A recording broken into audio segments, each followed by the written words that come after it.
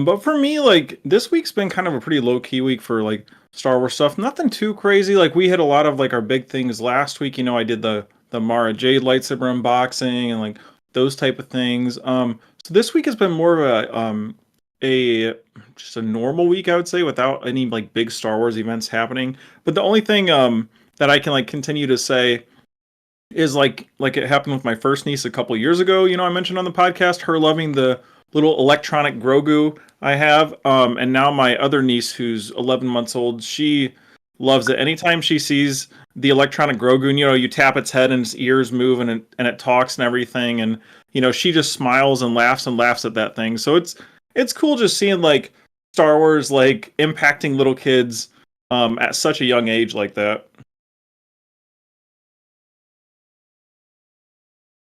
You're muted. Yeah, I did something similar. We had the tree. We had that set up today or a couple days ago, and the kids. I was going through.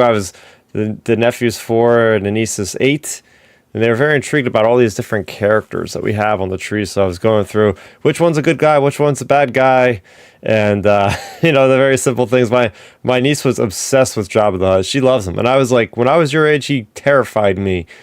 And I said, I think it's about time to show you the movies, because if you're not terrified like Jabba, then I think you'll be pretty good for the most part. So she was getting a kick out of that. I have a lot of animatronic ones this year. There's a Grogu that's mechanical. The Jabba the Hutt's mouth flaps open and his eyes blink. And then we have the Empire Strikes Back carbonite sequence that plays out the whole thing from the movie. It's amazing. Han goes down into the tube and comes out as carbonite.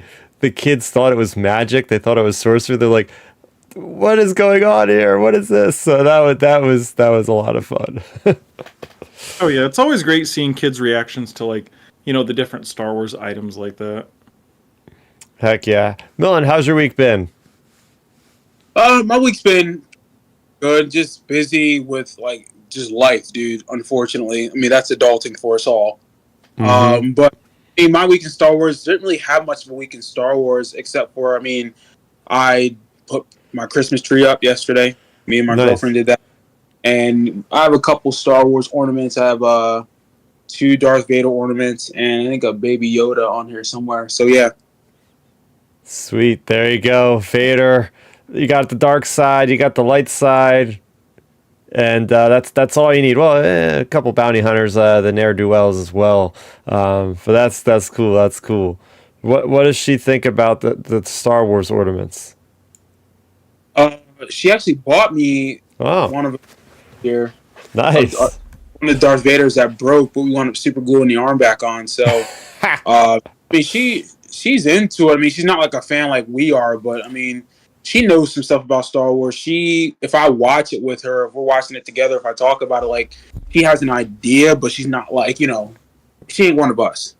Fair enough. Fair enough. I got a little bit of a show and tell for the last one of the year, guys. This was stuff that was pulled out of storage, doing a lot of cleaning around here, and some stuff from circa 1999 has magically surfaced, and it's been a blast from the past. So here we go. Last show and tell for the year, starting off with this really cool lunchbox.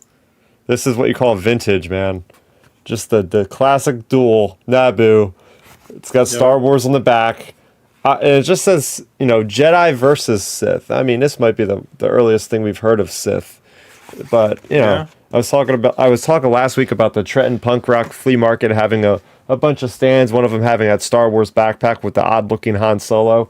So I'm continuing the trend. We got another carrying device, but something that's even more up my speed. And I think I've talked about this one before. I'm pulling a Milton with this one, guys, because I'm doing nostalgia video game here. Look at how big the box is to this thing. This is huge for a game box. Nice. But I mean, live the saga. You got all those beautiful screenshots. Look at that. Windows 95, 99. That's awesome. Yeah. I gotta see what the specs of this actual game are. I don't know if they're actually on the box, but as I said before, you need 3D accelerator hardware required. Bottom for details. Let's see. You need memory. This is gonna be really funny. 32 megabytes of RAM. Your CPU has 200 megahertz, Pentium or faster required. You know, this is funny. Just jumping back in time, but yeah, as I told the story before, real quick again, just the idea of having to go over to my aunt's house and being on dial-up in 1999, having to go through the same swamp level of Naboo multiple times because by the time we would load the game, it would take like 6 hours to load the game on either of my aunt's computers, and by the time I would have an hour to play before I had to go home or something, because it would usually be during like a holiday party or something like that I would, and then I would get to the game and I'd be like, yes, I'm playing the same level again for the 4th time. So yeah, there you go. And I don't know, this is just a random folder that I found. Mhm. I like the monochromatic kind of design, the blues, classic A New Hope. So, see it on the inside. Oh, on the inside, it's actually really cool. I'd even open it up, but this is neat. It's like schematic levels of ship design, which I'm all for. Love that stuff. Oh yeah, it's well. That's the thing. Back then, though, in the '90s, like in my opinion, when Star Wars was returning in the '90s, like the '90s, like I would say, like probably the 96, and probably like 1996 to like 2005 was like peak Star Wars like products. Yeah, then it was everywhere. You got your KB toys, you got your Toys R Us, your Kmart's, anything really. Just Your Taco Bell episode Oh, one yeah. promotional stuff. Remember how that was? Right. I mean, I think like that late '90s era with the prequel, well, with Phantom Menace, like all those re-releases, because you had '96, what was the special editions, Power of the Force, the Phantom Menace line. Like, I mean, they were releasing everything. I mean, I even think about it now. Just like they did like a Micro Machine thing of Star Wars. Yeah. And I remember how fire that was. I remember wanting that when I was a kid. But it's like, yeah, like around that late '90s, early 2000, like the kind of like with the whole Force Awakens resurgence with the Force Fridays, it kind of was like that, but it wasn't called Force Fridays back in the late '90s. Yeah, it was a good time back then with all those different products and things. Like, I'm sure you guys remember from like the different pop cans, like Diet Pepsi. It would have all the Phantom Menace people on it on each can, like Obi-Wan, Vader, Maul, everybody. Like, they did a really cool job there. I mean, heck, even fast forwarding a little bit to like around the 2004 2005 range. Remember, Burger King did its entire Revenge of the Sith promotional thing, where in like they were releasing like in the kids meals back then. They had all the different characters, and like the rare one back then, I remember because my younger cousin was so after it, since his favorite character's Anakin. There was a Burger King. It was pretty much like almost like Funko before Funko, almost like the character. They were almost like the size of like a Funko figure, and they were from Burger King. And there was a Vader actually where you could pop Vader apart, and then Anakin would be inside of him and stuff. And like, they did a big promotion, and that whole era, like the '90s, early 2000s, was such a good, like probably in my mind, like the most memorable like product era for me for Star Wars, anyways. Yeah, I mean, we were both all within, I guess, 8 years old of each other in that realm. So all kids nonetheless. So that was the time. That was the time that everything was all in our face, and hasn't quite tarnished as we're still doing this in our 30s, talking about Star Wars. So, and all thanks to the merchandising, all thanks to that classic merchandising. You gotta love it. You gotta love it. All right, so releases this week. Not a whole lot going on.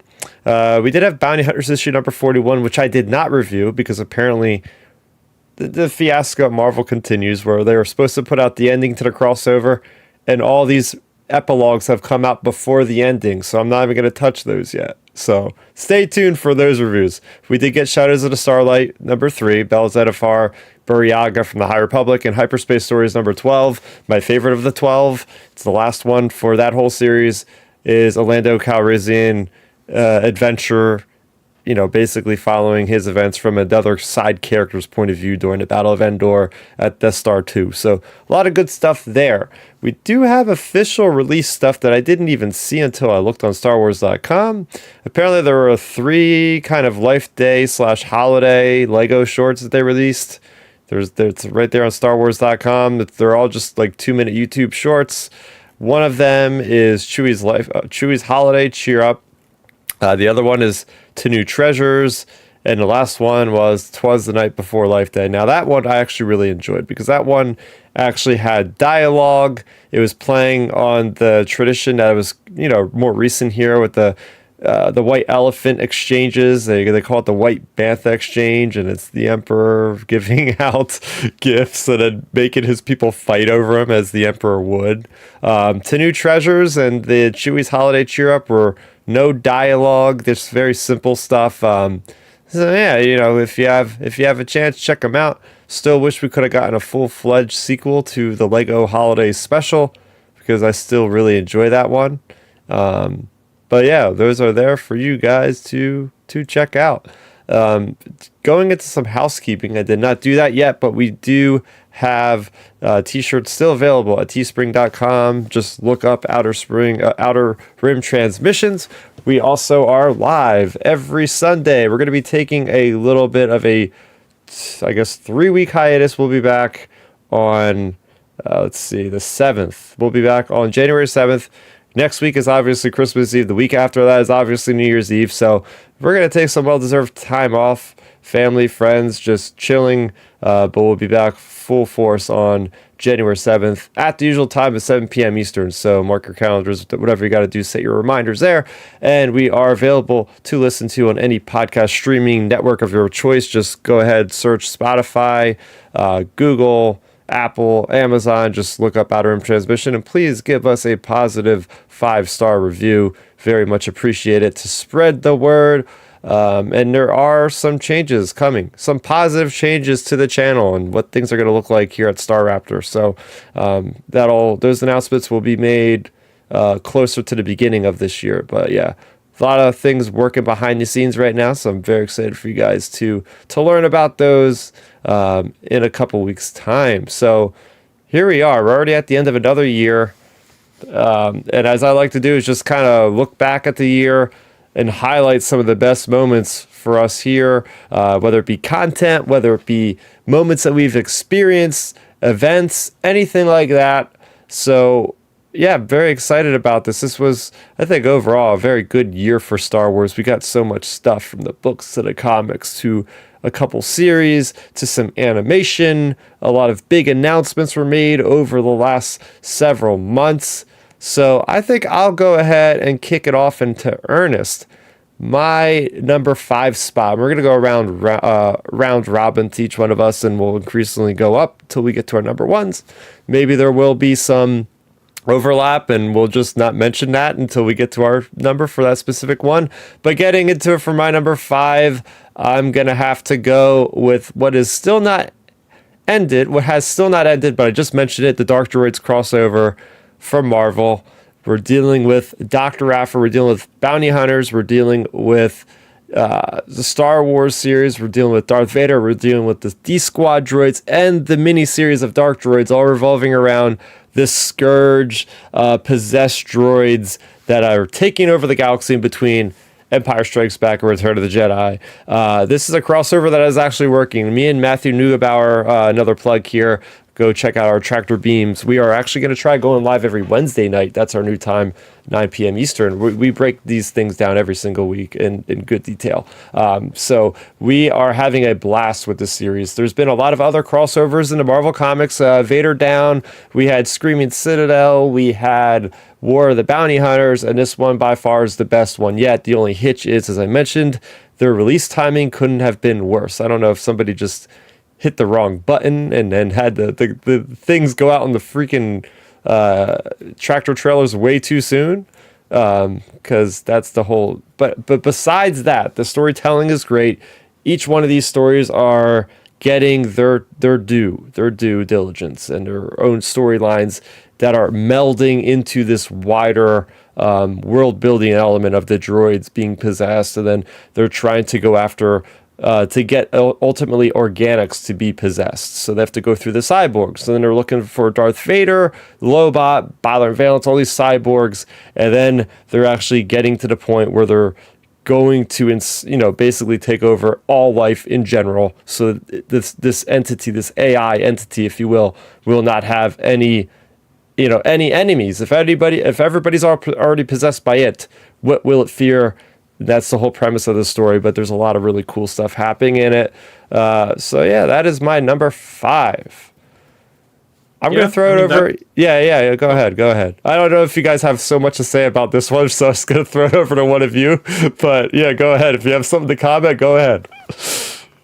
Oh, I was just going to say, I mean, it's cool that they're like adding, extra, or they're adding, more storylines in that era and stuff. And, that's an interesting premise. Because like we talked about, I remember when you were, been talking about it throughout this year, like, it's just kind of like that whole AI thing. And that was like relevant, to like the strikes and a lot of things kind of that we were going on, in real life. So it's cool that like, we kind of like got an AI-ish type story, in Star Wars as well. But yeah, for me, I would say my number 5 this year, probably, when I was really thinking about things, there's so many different things, whether it be, movies, shows, books, products, etc. Like there's so many different things to talk about, I feel like, with this year. For me though, I think the 5th one would probably have to be the Ahsoka series, like just coming to life, just because, it's pretty much our next season of Rebels. It's continuing that arc. It gave us, whether people were like, feeling solid on it or whatever, at the end of the day, it gave us live action Thrawn, which was great. It gave us, Death Troopers for real this time, like from, pretty much zombie troopers like we imagined from the Legends books. Like, so, just those two things alone, Thrawn and them, and then plus the introduction of Baylan into the Star Wars universe, which, fingers crossed we see a lot more of him. It's great getting that expansion, and of course, like getting Ezra and Sabine and more of Ahsoka, and like, it's like the Rebels crew. So it's nice to like have that series launch, and Star Wars, like pretty much taking a risk trying to do the whole crossover route, like the Arrowverse or like the MCU, like DCEU, etc. Like, it's nice that Star Wars is taking like a calculated risk like that and committing to it, because this whole Mandoverse thing has to connect eventually to the Dave Filoni movie. So we have that coming. So I think that would for me be my number 5, just because of all the implications, not even specifically the content. And then of course I can't go without seeing Hayden Christensen again in that series was incredible. Like that was amazing, seeing live action Clone Wars. Yeah. So for me, I would say that would have to be my number 5 thing. Not even specifically because of like the content of the show, more of the implications of the show for the bigger spectrum of the like Star Wars universe. Yeah, Ben, it's funny because if you're calling that your number 5, I'm very curious about what else is on your list that's higher than that, because this is something that we all really enjoyed. I think we can all speak as one. It's like, yeah, we had a lot of fun with this series, breaking it down every week here on the channel. Takeaways for me out of that season was Sabine being a freaking Jedi. I mean, who of us saw that coming, right? Back when we were watching Rebels, like this just mercenary merc Mandalorian is going to be able to wield Ezra's lightsaber. And yeah, the big thing for me as you've read recently the Thrawn novels, and seeing him come to life, the theatrics of it all, just the way he just exudes like this superiority over everything, and just Lars Mikkelson's performance, seeing Night Sisters in live action, going back to Corellia, seeing another Inquisitor, seeing the awesome duels. And you're right, this character of Baylan Skoll, like it's so sad to have seen the actor passed away, because a lot of us, I think, didn't know anything about this character. Nobody knew about this character, but we have most of the consensus is that's one of the strongest things of this show. And what was his name? I'm trying to pull it out of memory. Was his name Steven something? No. Oh, Ray Stevenson. Ray Stevenson. Oh, okay. I half got it. Ray Stevenson, amazing performance, awesome stuff there. And just seeing Filoni in his wheelhouse dealing with the Force and having the first series really diving head first, getting, like you said, Anakin Skywalker, that Mortis kind of trilogy feel of getting down into the thick of it with the weeds of what is the Force and how afterlife is and reincarnation or whatever you want to call it, but just this idea of the mysticism of the Force. There's a lot of humor, a lot of zaniness with those little turtle creatures there. Just a lot of fun stuff out of this series. Yeah, that's a good call on that one. And spoiler alert, I do not have any series on my top 5 at all. So Yeah. That's funny. For me, for number 5, I think I'll go to a series. I mean, it's got to be Bad Batch. nice. Just because there's probably 2 or 3 episodes. I'll say for number 5, because I'll use one for number 5. I'd say the episode where, spoiler, where what's her name dies. Oh my god. Tech. Yes, Tech. Oh, like, yeah. That entire episode or 2 was really good. I really enjoyed that. I mean, it was emotional. You could, Dave Filoni, he is Clone Wars when it comes to creating that show. I love how that ended. I'm excited for what season 3 is going to bring. So yeah, I think for me that's number 5. Yeah, that was, again, we talk about Bad Batch as we had, a roller coaster kind of experience with the show. We're not going to sugarcoat it. There were a lot of bumps in the road for that second season, but when the show hit, it really hit. And I don't want to tread on any territory for any episodes you might talk about, so I'll just talk about this episode specifically, is that added the element that we were looking for.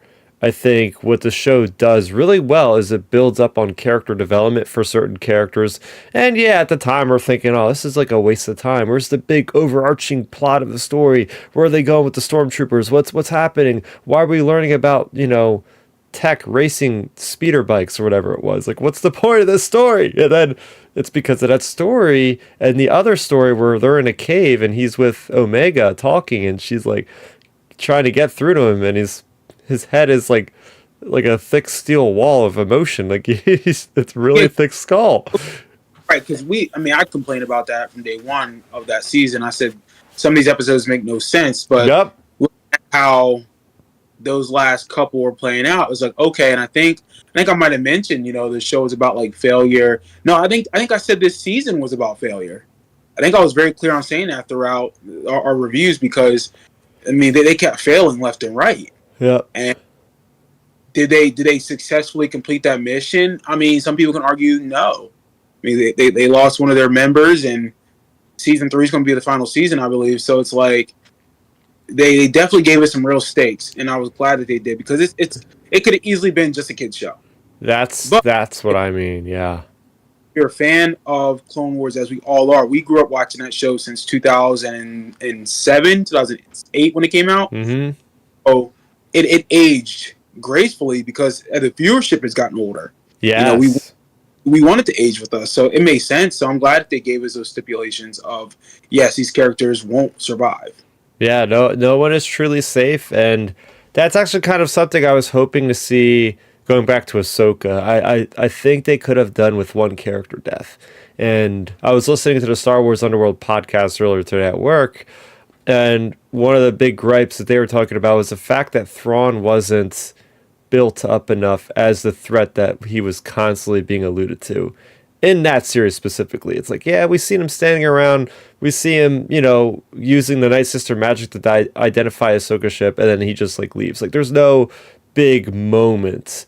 And I think that could have used a moment of like Thrawn executing Ezra Bridger or something like that. And then I would have been like, oh, this guy, he means business. This is why people like Moff Gideon were talking about him at the Shadow Council in season 3 of Mandalorian. This is why Ahsoka was, where's Thrawn? Like, why they didn't build that up, because there wasn't enough stakes in the story. And the stakes don't have to always be killing somebody, but in the case of Bad Batch, they definitely showed you the boot coming down on any rebellion, crushing it. Like, the Bad Batch is not invulnerable. They are able to be defeated, and I just think that they took a bold swing with that, and it's paying off, because yeah, I'm very ready for season 3 of Bad Batch after that.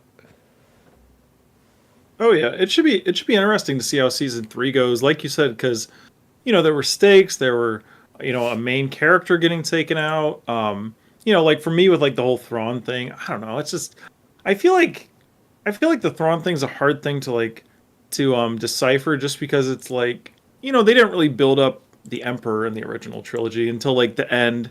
So it's like we're only seeing technically like this version of Thrawn we saw was like basically Thrawn the Emperor from Empire Strikes Back. Like we know he's a hologram. So it's just kind of like it's just kind of like I think we are gonna like eventually get to that moment of Thrawn doing something. I mean with the the Mando season 4 stuff, maybe that's where Thrawn comes in and crosses over, and he's the big threat of maybe that show or something. So like I think they're still building out his story, but yeah, as for Bad Batch, like Tech got taken out, and it ended also with Omega. She's captured, so like it's going to be interesting to see where they take the storyline going forward, because sure, it could be 12 to 16 episodes, but that's a lot of storylines to wrap up in just even 12, 16 episodes. Like, because there's a lot of things they got to check off, like how to get Omega back, how to like wrap up whatever's going on with the Empire, how to wrap up where the Bad Batch ends up, et cetera, et cetera. Like, there's a lot of characters they have to wrap up. So the good thing for us fans of this show, and even people on the fence about watching Bad Batch, it's like, hey, view it this way, like, there's a lot of storylines they have to take care of in this final season, so we might not get as much of a roller coaster ride as we have the last couple seasons, because now they have to lock in and be like, okay, we got to make sure we're on track so we can stick the landing of this series. Yeah, I mean, look at season 1 and season 2. They've done the heavy lifting, or at least most of it. There's always more room for character-specific episodes that harken back and build their characters. That work is already, the foundation's there now, so now they can just hit full throttle and just go through the major plot, trying to figure out what the point of this story. Well, we know what the point of the story is, showing the downfall of the clones and the emergence of the Empire and all that. But yeah, super excited. Getting to my number 4 is a novel, and this one is Star Wars Rise of the Red Blade. This is Star Wars Inquisitor Rise of the Red Blade, written by Delilah S. Dawson. This book really surprised me. I think you guys would especially like this one, because it deals with a lot with the prequels into the Empire. And what I really appreciate is the idea of a book that is not specifically tying into an upcoming release or an anniversary of a certain movie or anything like that. The idea that Delilah S. Dawson had this idea and was like, hey, I'm going to make this character kind of modeled after myself, where I'm always been a little bit of an outsider. Apparently she said that she claimed, she is on the spectrum to some degree. So that's really interesting, being able to like show how it is from that perspective, from the character of this Inquisitor Iskat. And they go from being an outsider, a different species, everybody doesn't really like her, and it's like this character that goes from the Clone Wars, is targeted by Palpatine to be put into the Inquisitor program. So when Order 66 happens, she's already basically getting thrown into that training.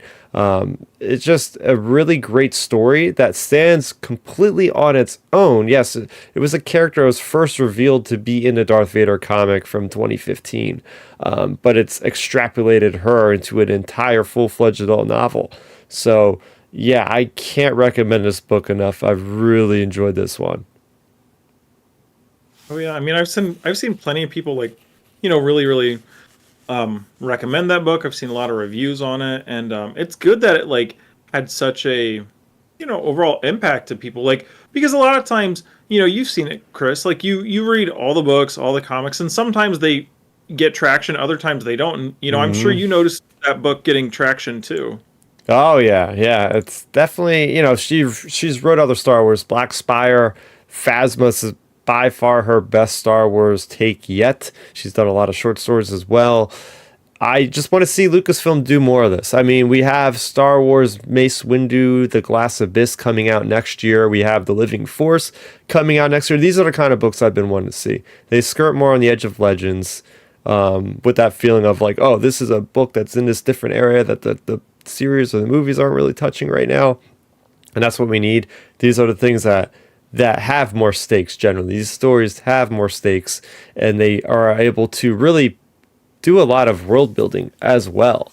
And there's so much lore in Star Wars canon now, how stories are threading in with certain events that are mentioned, and characters are reacting to certain things, and they might be on the periphery of where the movies were. Like, for instance, like there's one part where she's at the Battle of Geonosis, and she's like one of the Jedi that's like fighting in the stands that we don't actually see, and she's seeing like Anakin and Obi-Wan like fighting for their lives, and the Geonosians are flying out of this. Like, I love stuff like that. It's kind of like Lost Stars, or for instance, the story I read this week, I mentioned Hyperspace Stories number 12. There's an engineer that's aboard the Millennium Falcon keeping the ship alive as it's going through the core of the Death Star and destroying it. Like, I love those kind of stories where we get that different lens of the actual events happening. So yeah, I can't say enough good things about that one.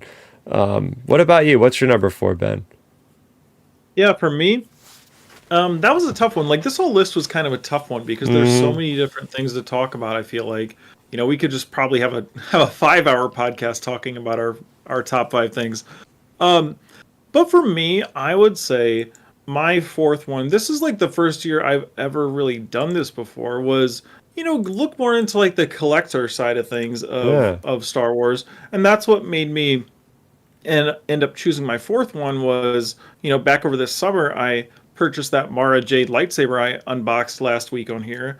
And like, it was awesome getting that because like it's a good quality piece and it makes me want to get more like collector items in the future just because like like you were saying last year about some of the higher public characters lightsabers potentially ever being made, Hmm. etc. Like it's cool to get like the characters that aren't on screen getting like nice pieces like that. So like for me, my fourth one is definitely like the just getting kind of more into collecting and stuff, and the fact that it's Mara Jade's lightsaber, like she's one of the most iconic characters like in Star Wars fandom in terms of just like people knowing who she is and whatnot. So like it was great being able to get her lightsaber, especially specifically since it was like signed by Shannon McRandall and stuff. The woman who played Mara Jade. So it's just it's a nice piece to really start off my Star Wars collection to go alongside with my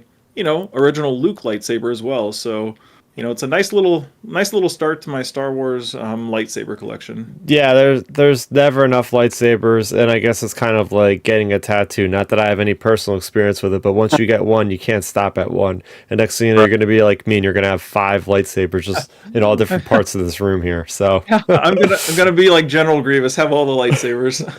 yeah, so yeah, a lightsaber may or may not be part of one of my higher up picks for Star Wars this year. So, but yeah, no, man. When it comes to Star Wars, I mean, I'm always showing stuff off. I'm always talking about stuff I've seen in Target or Walmart. I send you guys pictures of like, oh, this Walmart's amazing. They actually have all this stuff fully stocked. Like, Right. that's just part of the DNA of Star Wars. It's just, even if I don't own it, I like to just look at what's out, what's coming out. I know, Milton, you're always kind of like me, like just, browsing, seeing, like, oh, I've seen this thing and this flea market, this old Kenner figure, it's just part of being the fandom.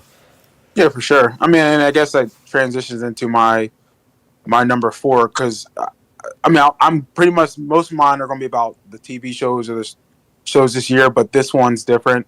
I would say I think whenever I purchased Jedi Starfighter and the Jedi Starfighter and what's the other one? There's Starfighter and then there's Jedi Starfighter. Yeah, when I Oh yeah. found PlayStation 2, just because like it's just nostalgia. Like I mean, it's those are games that still hold up. Those are games that I think you guys know how I feel about the video games currently. I've had a very weird, interesting relationship with the current Disney, EA, whatever, whoever makes games for Star Wars. When LucasArts was in charge of shit, perfect. I mean, perfection, in my opinion. Now, there were some stinkers out there, but majority of those games, in my opinion, were pretty solid and well played. And even playing Jedi Starfighter and Starfighter in general, like, those games are challenging, and there's just something about them that brings me back to being, 10, 12, 11, 13 years old. So, yeah, that's my number 4. I want to go back to Jedi Starfighter. Actually, I can't go back. I don't even know if it's available on any system I own, but I remember that one being a big deal for being like the preamble to Attack of the Clones, I believe, and you played as the Jedi Master Adagalia, council member, I think, at the time. But yeah, it looked awesome because you could actually, I think you could use force powers when you're in the ship, right? Yeah, I believe so. Again, I haven't sat down and played it like all the way through, but Mm-hmm. it's a very challenging game. And I mean, even like the configurations. I mean, it's different. I'm used to playing PlayStation 4 or Yeah. Xbox. So, like you have to relearn how to use those type of configurations for PlayStation 2. But it's a very challenging game, and I love it. Yeah, I know, because I have it on Steam, and I tried it back in college. This is how far back I'm going, like 10 years when I have it on Steam. The control layout was all messed up. I couldn't figure out how to invert the controls, so I was flying up instead of flying down in my eyes. Just I gave it up after about 5 minutes. Said, okay, if they remaster the game, maybe I'll go back to it. But I think I just own it to just be sitting on in my Steam library for eternity. I always get confused. Well, not confused, but I always mix up Jedi Starfighter with another game that I had on the N64. You guys might have played it, called The Battle for Naboo. And Yeah. Yep. okay, cool. You know exactly what I'm talking about. Yeah, it almost seemed exactly like Rogue Squadron, right? It's the same concept. You're doing planetary battles, and there's smugglers. I remember it was pretty neat because you have to, like, at one mission you have to actually free the Naboo people from like one of those like internment camps that we've heard about in the movie, like, oh, put these people to Camp 5 or whatever it was.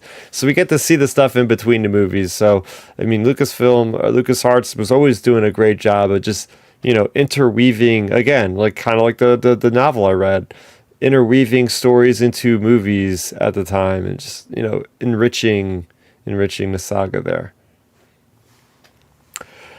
All right, we're gonna keep it going on games because my number 3 is Jedi Survivor. I freaking adore this game. This game I've played through twice now. That's how I would have played through it twice already on my own eventually, but had to record some stuff for the channel because I love the game so much. But yeah, this is everything that a sequel should be. It's everything to improve upon the predecessor while adding more gameplay elements, adding the level or the planet of Koba, which is essentially almost like an open world kind of space.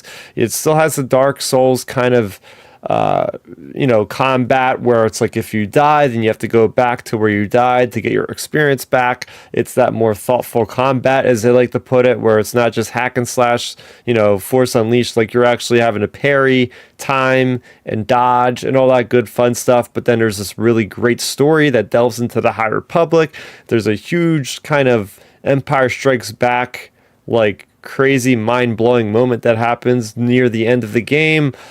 And there's just a lot of variety, a lot of enemy types. They introduced like all the separatist droids are being brought online by these raiders on this planet. So you're killing not only like crazy Wampa looking creatures, but you're slicing through Magna Guards and super battle droids and commando droids and destroyer droids.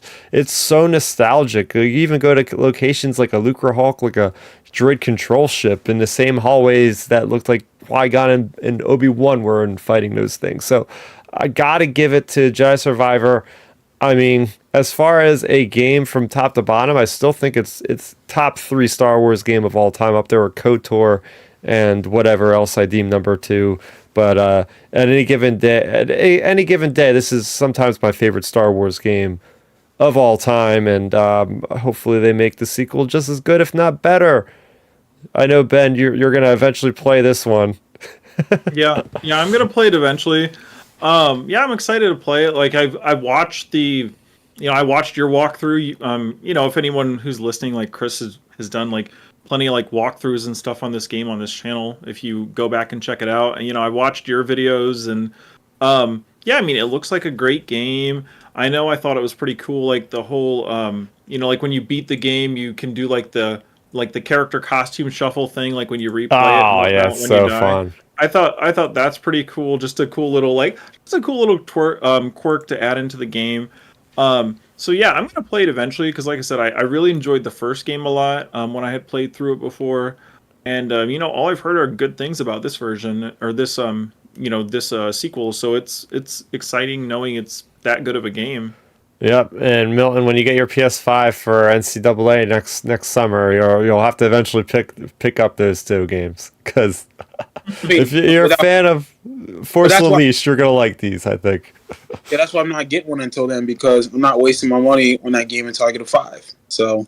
Yep. Yeah, you are better. Well, actually, you can't even play it right now on anything but a 5. So, in your defense, that's good. That makes sense. What about you, Ben? What's your number 3?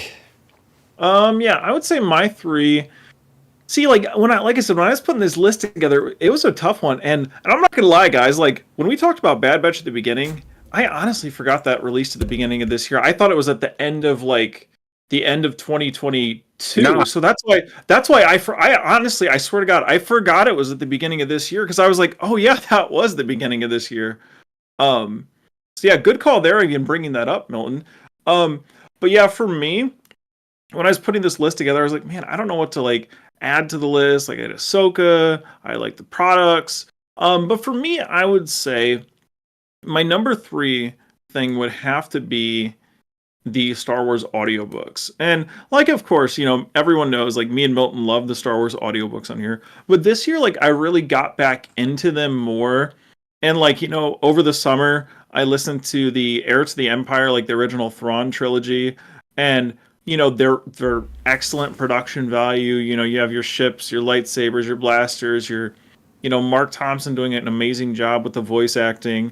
So that really triggered me into getting back more into the Star Wars audiobooks and and the Legends book specifically. And the cool thing about that is of course, me and Milton have probably we've read more Legends material than we even remember because we probably read virtually everything out there for Legends.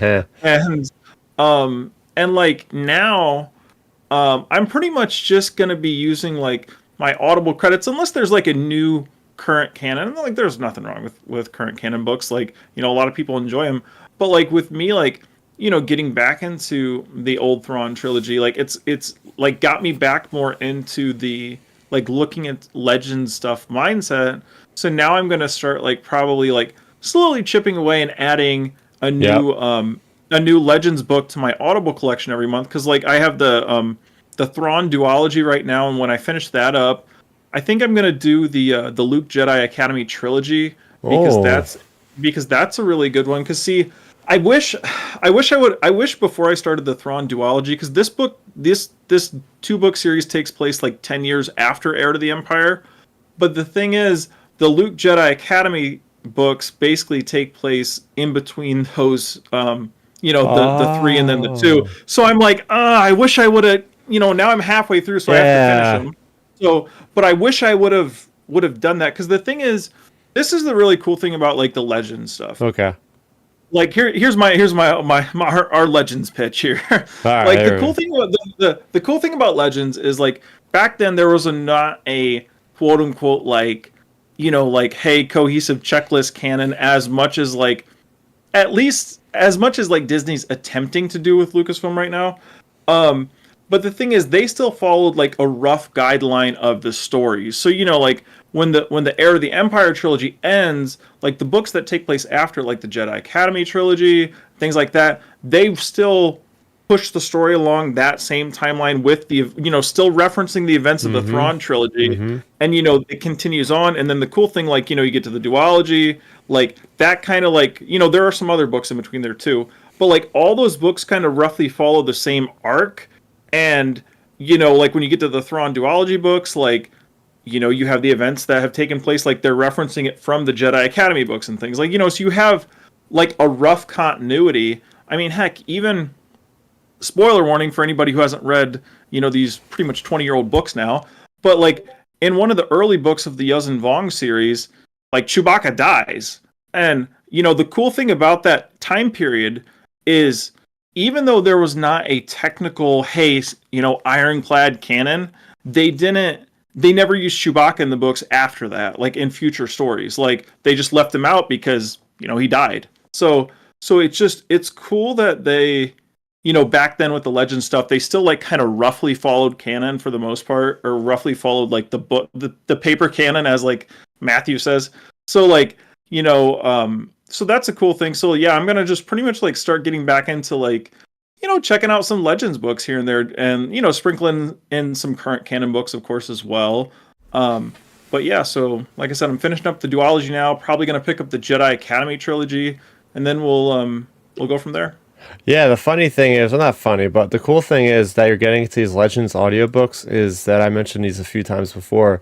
The Star Wars, the Essential Legends collection, a lot of the times puts out new audiobooks for books that either don't have one or have an abridged. So they go the unabridged route, the whole story, remastered, narrated, all that good stuff. I'm looking up this, I'm trying to figure out if it came out this year. I think it was. And this is saying something because I don't usually dive into Legends. Kind of the same way you are, Ben. You don't really dive into canon. I don't really dive into Legends. Sometimes there's a little bit of a crossover. In fact, and I think Milton mentioned this last week, of the Sam Witwer narrated Star Wars Shadowhunters Essential Legends Collection book. Right. That was sick. Like, dude, that's so good. Having the actor actually like talking and then doing his version of Sidious is just as good. And it's like, dude, my ears are just so soothed by these Darksiders right now listening to these guys. I'm at the gym working out, and there you got Maul just wrecking people, and Palpatine just saying these doctrines of the dark side. I'm like, yes, I'm getting enraged, at the gym listening to this stuff. So yeah, give that one a try. I know Rogue Squadron, they have the unabridged audio books that I was listening to, all that good stuff. Oh yeah, there's plenty of good audiobooks out there. I'm always listening to them, and of course you are too, Milton. I know you love them. Oh, without question. I mean, I listen to those all day. I'm always either listening to them at night when I go to bed, or some type of review of the book. So I just love learning more about them. But speaking of Palpatine, you name dropped old Palpy. My number 3 is go back to a show. Bad Batch, his episode.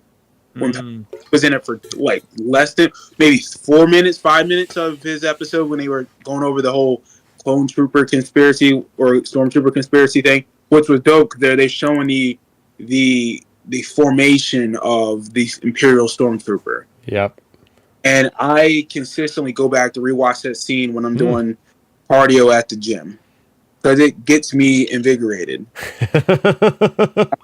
Serious, like Palpatine, I tell myself all the time, Palpatine is one of the most patient villains of all time, whether it's in cinema history or TV history. I mean, for a guy, going back to the Palpatine Plagueis book, from age when he meets Plagueis, gets indoctrined, to when he takes over as Chancellor, and then when he's corrupting and grooming Anakin, that's 60 years of putting together a plan. Like, he's the most patient villain of all time.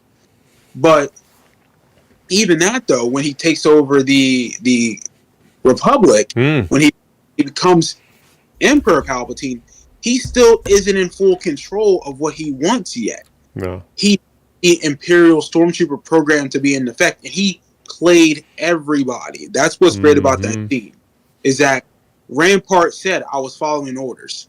which he was, because someone instructed him to do that.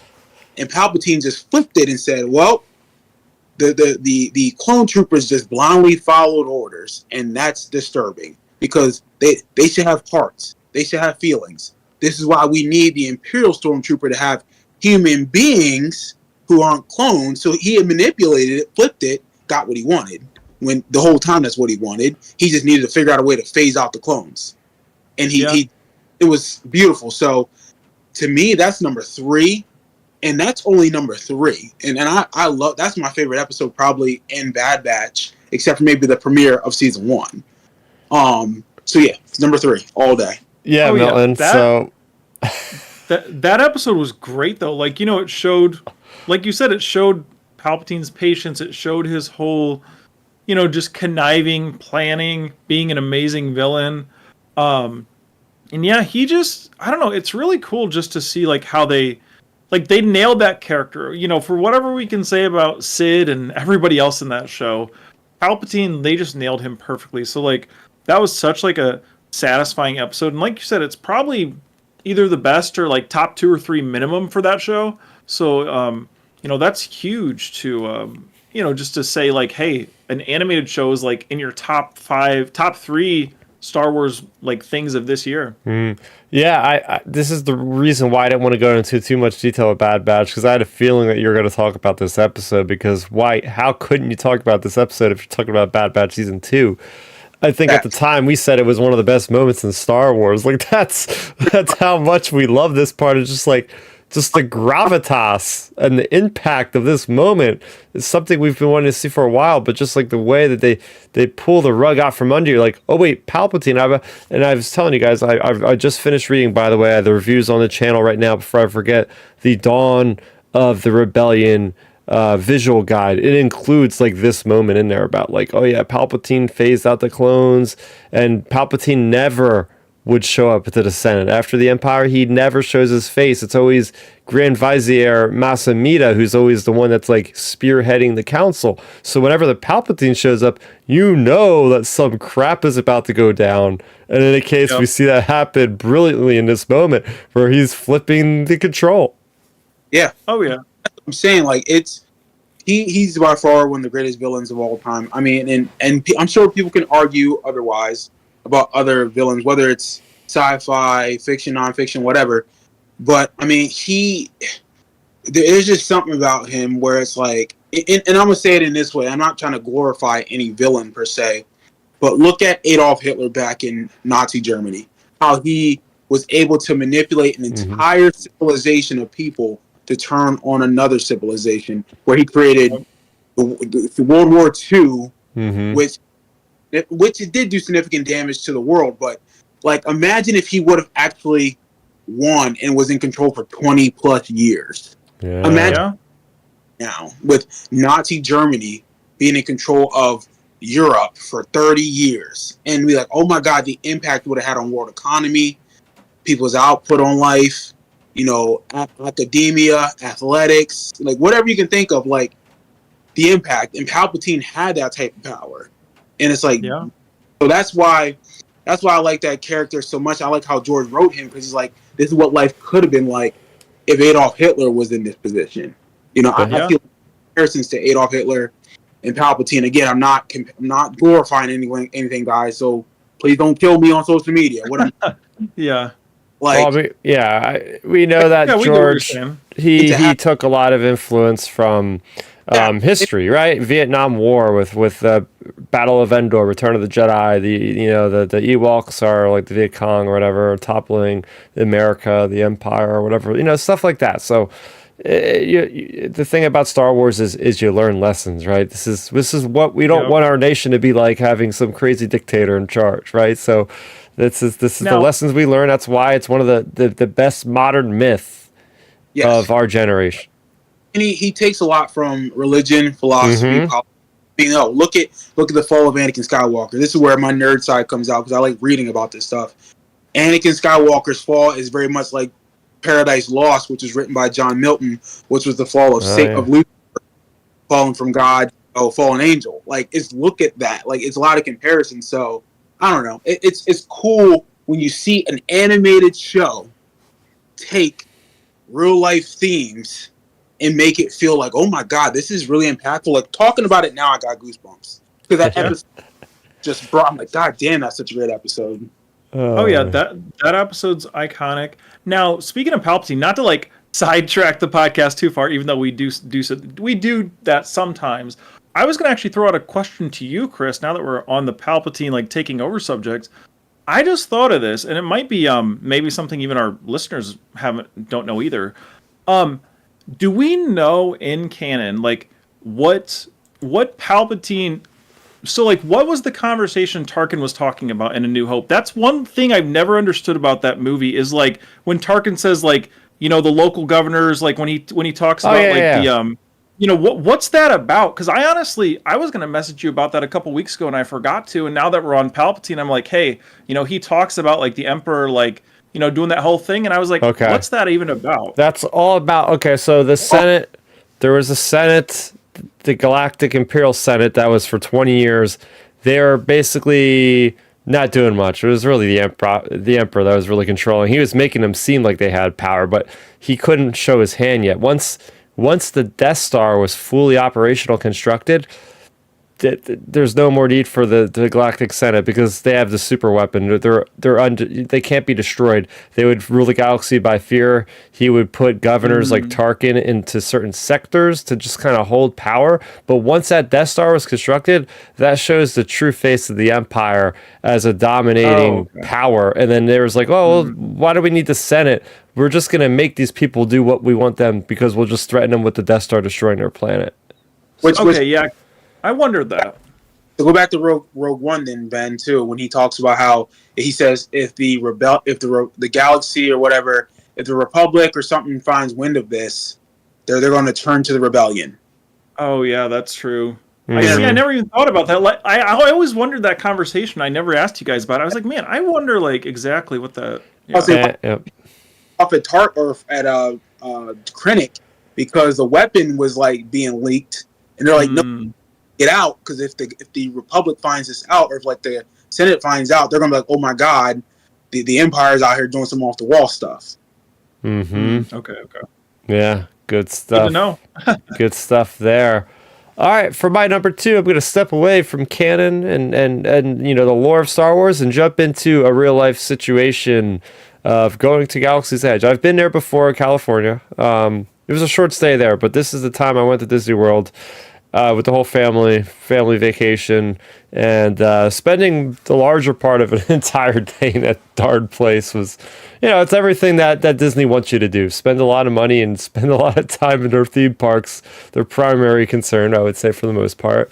And it worked on me. I'm one of those people. It worked on me. I got, you know, as we were talking about lightsabers before, I built my lightsaber. It was a really cool experience.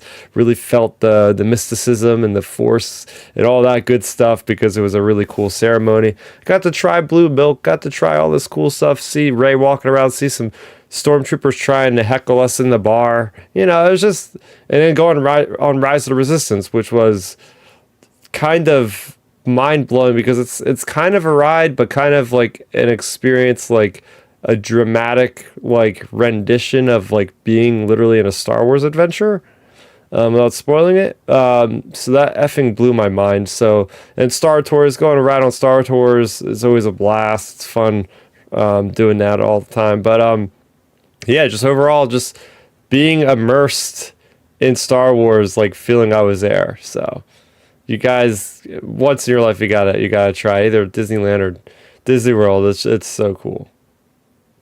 Oh yeah, I've heard so many good things about it. I mean, my younger cousin and his girlfriend went there this year, and they you know they had a really good time with it. And you know, he spammed me with so many Snapchats of it and everything. And like my phone, I just had to turn it on silent for a little bit there because it was just like bing, bing, bing, bing, bing, because he was just like live Snapchatting me like everything he was seeing.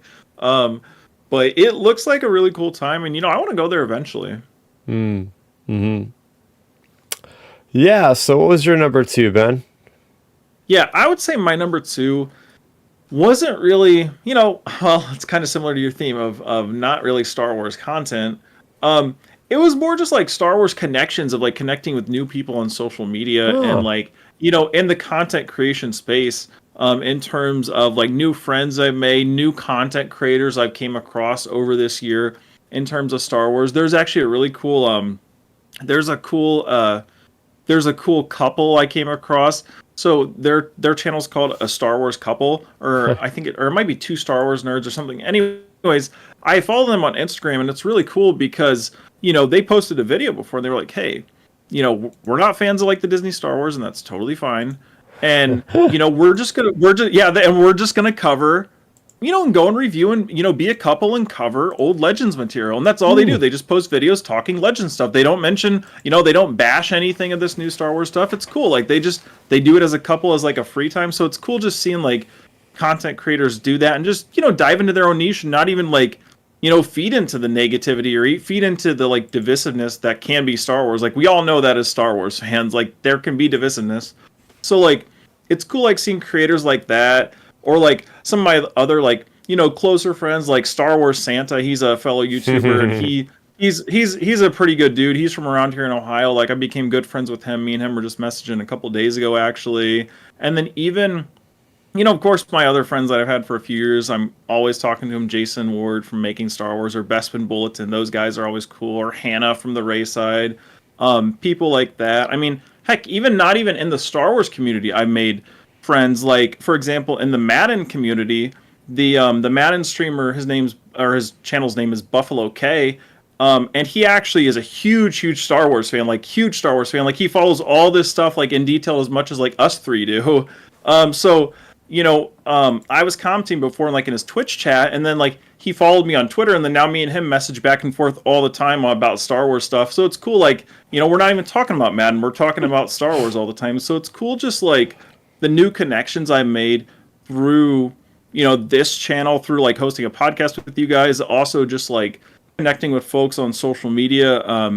You know, social media can have its downsides, but it can have its good sides too. Like, you know, becoming good friends with other people like that. I mean, like, heck, I've like I said with Star Wars Santa, for example, you know, me and him are good friends. Like, he actually does, you know, he does his Star Wars shows every week, but he actually goes and he does, like, on the side of his real job, he goes and actually does live, you know, Santa meet and greets, or he does virtual Santa calls for like, you know, $20 for little kids. So like, you know, like he told me before, hey, if you ever need something for like your nieces, like just let me know. Like, you know, so like, you know, just it's cool just meeting really nice people like that in the Star Wars community. And, you know, there's plenty of other awesome Star Wars creators I've came across this year I haven't mentioned, but like, you know, there's just so many of them. I mean, heck, Star Wars Meg, I've talked with her here and there. Like, so it's cool just like meeting all these different Star Wars creators throughout the year. And I would say that's like my number 2 one, because it's just nice, like, making new friends. I mean, I became friends with you guys because of Star Wars. Like, you know, Milton was on here with Chris getting interviewed one time for the original iteration of this show. And then, you know, I had connected with Chris, and I pretty much like harassed Chris into starting a podcast. I was like, come on, dude, you got to start a podcast on your channel. Like, that's what everybody's doing. And I kept like harassed him on Twitter saying, come on, you got to start it. And now me and him are friends, and we're hosting a podcast together. So yeah, it's a good time, like, you know, being involved in like the Star Wars community.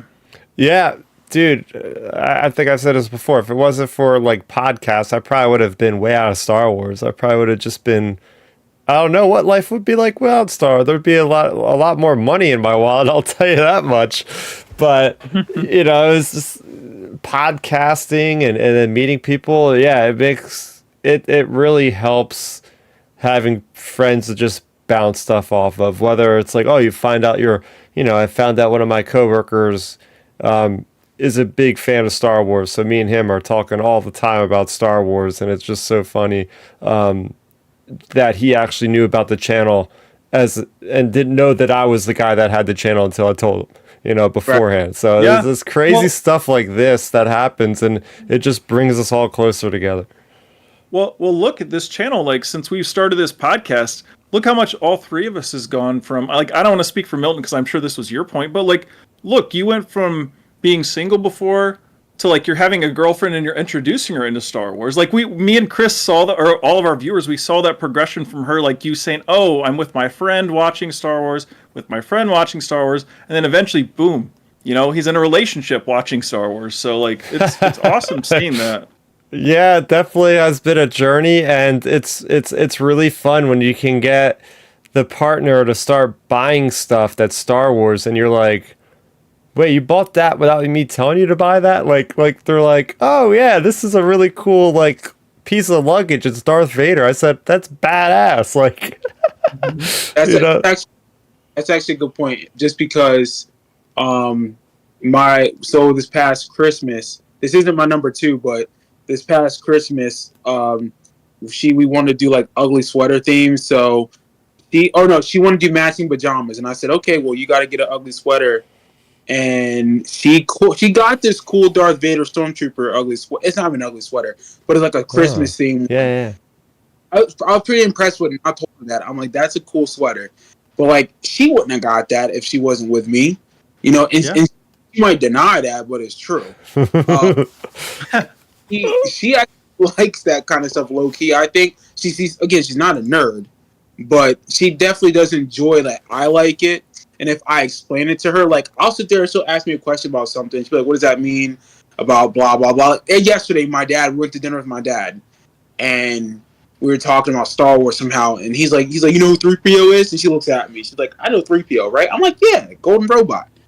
So, like, she knew. She just had to, like, get triggered, Yeah. So, but, I mean, you're right. I think your original point about meeting friends and connecting in this community, it's important. That's nice. Especially when things can be super negative, unfortunately. So I'm glad that having a podcast or a platform where you can connect with fans on a positive note, it's always good. Mm-hmm. And it's okay to disagree. It's okay to debate. Just do it respectfully. Have fun with it. Sometimes it might get heated, but honestly, it's all out of love because we just love the property. That's right. That's all. That's right. It's like, oh yeah, it's like talking sports. Look, I'm an Eagles fan. I have plenty of friends who love the Cowboys, who likes the Steelers. Do I like those teams? Hell no. But I'm going to say, hey, this is why I don't like it in a respectful manner. Maybe talk a little crap in between, but honestly, it's all out of love for our squad. That's all it is. Yeah. But my number 2 is all the Hayden Christensen stuff in Ahsoka. Easily. Oh yeah. Not even a question. So, and I'd actually tell you something because my number 1, we'll get to that later, but anything Hayden Christensen and Ahsoka, I ate it up like it was candy. Like, he's that cool. He's that good of an actor when it comes to that character. Like, dude, you can't go wrong with Hayden. Give me a live action Hayden Christensen with him just by himself. That's all I need. Oh yeah. Can't argue that, man. Like that moment. Like, I think for us Star Wars fans, of course, like, we always have the Luke Mando moment as probably the Mount Everest, but this is like the Hayden Christensen moment is so big for Star Wars fans because it's right up there because, Hayden getting all the love from like the fans and, him coming back and all the hoopla around it and just like seeing the warm welcome, seeing the pictures of him and Rosario, those type of things. Like, think, guys, Rosario leaked that years ago. Yeah. And we talked about it. The funny thing is we talked about it probably in 2021 on our year-in review wrap-up on this show. We probably talked about it, Rosario posting, because it was around Thanksgiving or Christmas when she posted that. So, like, it's awesome getting to see that finally come to fruition.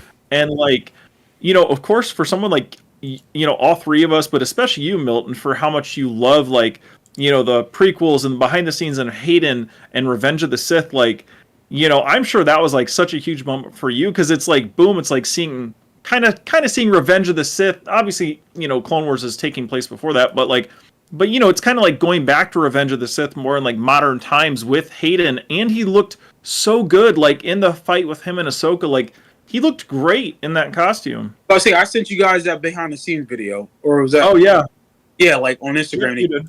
Week or two ago, and it's like I'm glad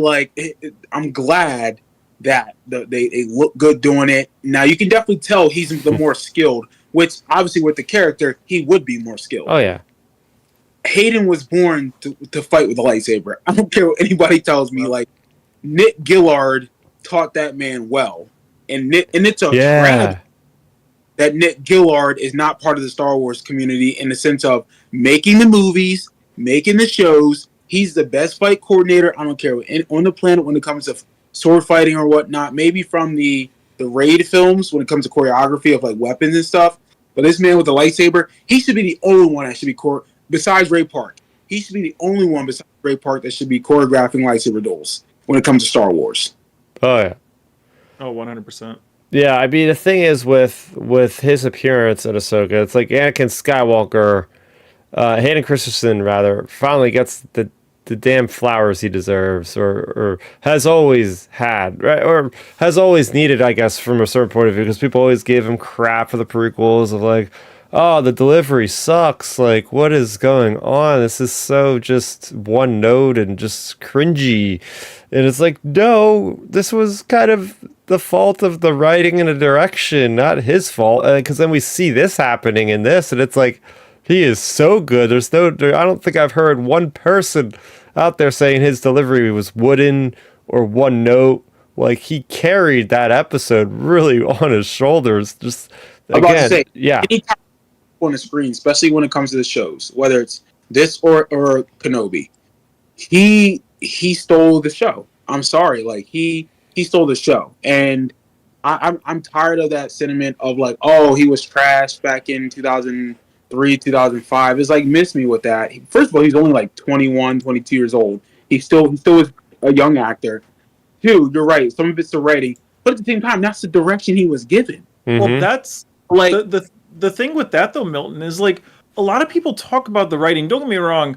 I think there's obviously issues with some of those things. Like, to me, it's just some of the stuff like you're cutting from Kenobi and Jango being action packed to boom it like dead stopping in the meadow with Padme and Anakin. But the thing is, a lot of the Anakin stuff people forget. Like, a lot of the Vader stuff in the original trilogy was really wooden. It was really cheesy. Like, I mean, think about people talk about the cheesiness of like some of Anakin's lines, but the funny thing is if you paint a Darth Vader costume over Anakin in the prequels, you would buy those lines because like they're Vader-esque. A lot of them are, and like, and I was even like a harsh critic of Rogue One when Vader was doing his like jokes with Krennic, and then one of my friends kind of checked me on it and was like, "Yo, you got to remember, you talk so good about the original trilogy. Remember, Vader had some jokes in the OT," and I was like, "Yeah, that's like a fair thing." Because I mean, remember, apology accepted, Captain Nita, like that whole thing.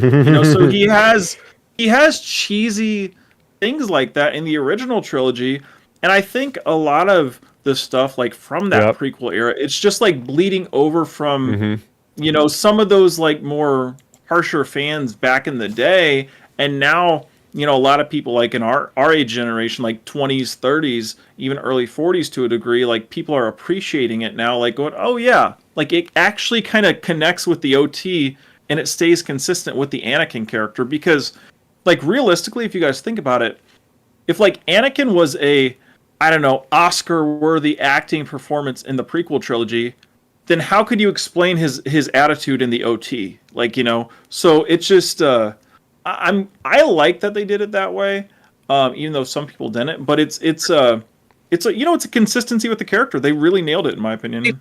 Like and this is where I think anyone can argue. Like, well, look at the books. Look at the screenplay, because you look at Revenge of the Sith book and Attack of the Clones book.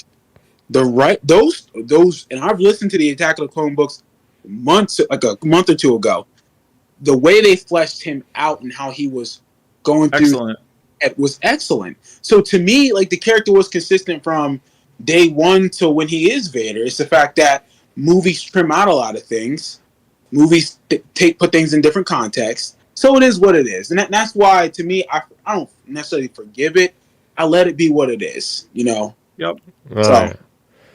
So getting down to our number one Star Wars thing of 2023. I'm going to go with my trip to Star Wars Celebration London. I've been to Celebration. This is my third one, but it was something special. I mean, I could break up all the Celebration memories into its own top 5 for the year. But just the idea that I was able to actually host a panel in front of like a couple hundred people. It was like, am I getting it over my head over this? I had Ethan Sachs, writer of the Bounty Hunters stories comics. I had Adam Christopher, writer of the amazing Star Wars Shadow of the Sith. I had Matt Booker from Fantha Tracks. I had Kieran Duggan from the Star Wars Underworld Network, as well as Dominic Jones from the Star Wars Underworld Network. All of us were there. I was moderating the panel, talking about bounty hunters, talking about a whole fun of stuff. We even had Dengar in costume just standing there vigilant at the side of the stage for the whole hour. Shout out to that guy. He was awesome. But, it was just, it was awesome. Ben, you brought up fan interaction, and just that's what I really do for this anymore, right? Just having a channel here, being able to actually talk to people in person, being able to connect with the audience, have a fun game, get Q&A, people standing up asking us questions. It was just an awesome experience. It was kind of like, it's good to give back to the community. I've been going to these conventions for a while, so I was like, why not throw my hat into the ring? And I was surprised they even accepted my whole spiel there, and it was like, this was actually really fun, and I would totally do it again, and it's that whole thing. Chris Forsyth, he's in our chat, he was there, two Americans, idiots, walking around Europe, just it's like, it was so many fun memories. And even the convention itself, right? Like, we got these mega announcements of 3 movies being announced and all this awesome stuff being shown. It was just, this is what I go to Celebration for, to meet people, to reconnect with people, to network, to just being a whole new city, or in my case, a whole new country, a whole new continent I've never been into. It was one hell of an adventure, and man, I can't wait till 2025. I guess I'm going to Japan still. I guess that's still in the works. I guess I still am going. I keep saying that, and my girlfriend keeps saying, why do you keep questioning yourself? We're going. And I'm like, yeah, I guess we're going. She wants to go more than I do. So it's like, this is what's going to happen. Hey, you got to make a good vacation of it, man. And like, the cool thing with Celebration, it's like, like you said, you have so many interactions with the fans. I mean, heck, even for us back home, back here, not even at Celebration, it's cool getting to interact with people online, because like we mentioned, the Star Wars community can be kind of negative sometimes. Like, I don't think that's an understatement or like that shocking. But when it comes to like Celebration time, most people are happy and excited and positive online. Like, it's so much fun, like getting your interactions. Like, all of a sudden, like, Chris is like spamming us with like tons of photos in our group chat, like talking about what's going on at Celebration. And then like, it's fun, like tuning into watch parties of like other creators, whether it be like Santa or Hannah or any of these other creators that are doing these watch parties. And like, when it's an overseas one, I was waking up at like 4 a.m. to like do these watch parties and watch these people streaming, because they're like 6 or 7 hours ahead of us here on the East Coast. So it was just a really good time getting to even experience Celebration from at home, like getting those exciting announcements and like seeing everybody's like reactions in real time, because it's kind of like almost watching, when we're all watching a new episode of Ahsoka or Mando or whatever live, you're seeing people live tweet in real time. And like, that's what we were getting with Star Wars Celebration. We were getting people reacting on streams. We were getting people posting their reactions, and we were getting, stuff from people on the ground there. Like, so that's always like a really nice part of Celebration, in my opinion, even from an at-home perspective. Oh yeah, they put on one hell of a production. Bringing up Hayden Christensen, the guy was brought to tears because of the reception.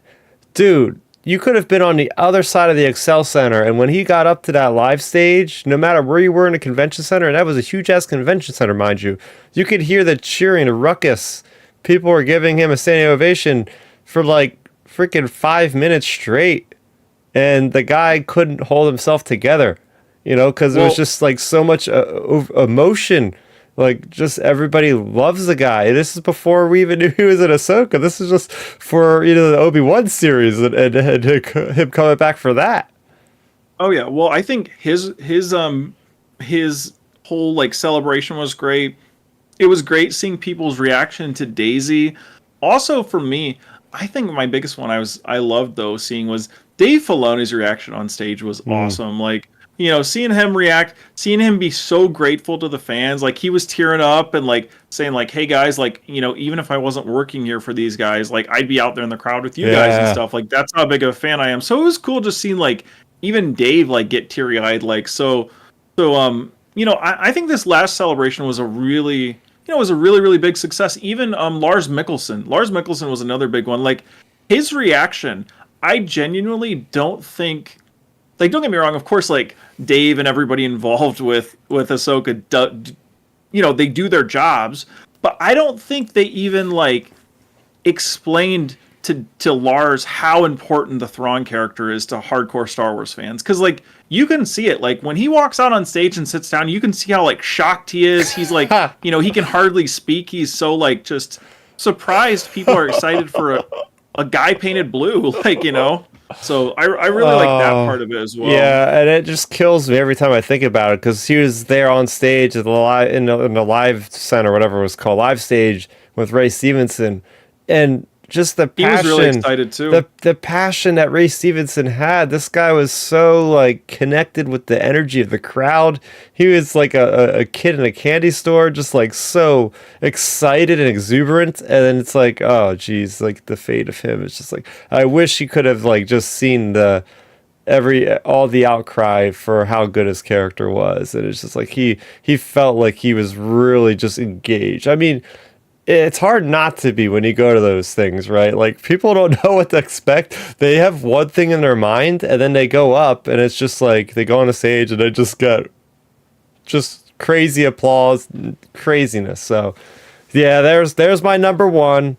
It's not a series, it's not a book, it's not a comic, it's an experience. What's your number one, Ben? Yeah, I mean that's a good number one for sure for you. For me, it isn't a comic, a book, products, or anything like that, or creators or anything. My number one, it's a surprising one. It's actually a very surprising one, I'm sure. My number one is a round of applause to Kathleen Kennedy, actually, because Holy crap. I know. I'm not joking. This isn't April Fool's. This isn't April Fool's. This is December 17th. Yeah, it's a little early for April Fool's, folks. But no, my applause is to Kathleen Kennedy for finally being aware. This may sound like kind of cynic-ish, but kind of being aware enough to finally make the right move and promote Dave Filoni to his creative spot now, where he's going to be involved with pretty much everything going forward with Star Wars. Not really 2024, nobody can count that because he wasn't there or he wasn't in that position, but like 2025 forward, like Dave is going to be involved in virtually like everything to a degree, or at least, he's not going to be like obviously writing everything, but he's going to be touching everything. So that's the important thing, that he'll have some sort of indirect impact even on so many of these projects moving forward. Maybe, maybe if there's like a little weird hang up for like the we do a second season of Acolyte, maybe Dave gives a little input like, hey, maybe try this or do this, or like, something like that. Or, for another season of, any of these shows coming up. Because, after the Mando stuff and Acolyte and Andor, we really don't know what's on the horizon for Star Wars on Disney Plus, honestly. So, Dave's going to probably be impacting those things. So, like, all of that stuff, like I said, it's and of course we can't go without mentioning Dave's promotion without including Carrie Beck too. Like she's very important. She's very important to this process too, because she's pretty much been like kind of like Dave's Padawan almost. It's kind of like the Qui-Gon to Obi-Wan to Anakin thing. It's like, George is Qui-Gon and then Dave's Obi-Wan and then Anakin's kind of Carrie. It's kind of like 1, 2, 3, and it's great that Carrie's in the room as well. So having Carrie Beck and Dave Filoni up in pretty much the hierarchy, the top 3 of Lucasfilm alongside Kathy, is finally like to me, I think that was such a monumental moment for like Star Wars history, for fans and for future projects alike, just because now, like, it was a collective moment. Most fans were like, finally, like, we've had a lot of opinions about Star Wars, could be divisive, could be not, but it finally feels like Star Wars is aware and like they're on track, like they're finally going in the right direction. Like, because we've had so many different things, like, this be controversial, that be controversial, this show not work out, that show not work out, etc., etc., etc. Like, now like a lot of fans have that feeling where it's like, hey, they're finally heading in the right direction.